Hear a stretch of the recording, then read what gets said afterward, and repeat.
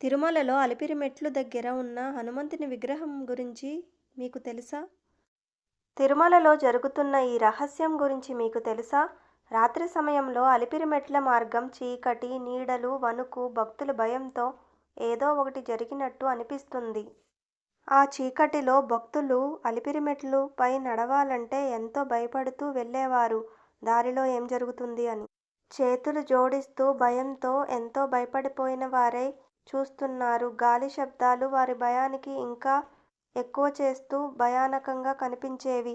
మెట్ల మార్గం చాలా చీకటిగా, భయాందోళనతో నిండి ఉండేవి. అయితే 1979లో ఒక మార్పు వచ్చింది. తిరుమల దేవస్థానం అధికారి శ్రీ పీవీఆర్కే ప్రసాద్ గారు ఆలోచనలో మునిగిపోయారు. అలిపిరి మెట్ల పక్కన భక్తి శ్రద్ధలతో శ్రీ హనుమంతుని విగ్రహం ప్రతిష్ఠించబడింది.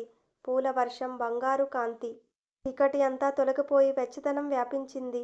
ఇప్పుడు భక్తులు భయం లేకుండా నడుస్తున్నారు. చిరునవ్వులతో శ్రద్ధగా హనుమంతుని దర్శించుకుని ముందుకు సాగుతున్నారు.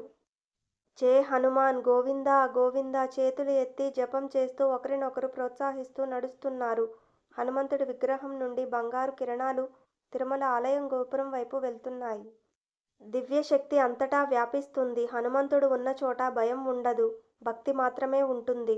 ఓం నమో వెంకటేశాయ నమః.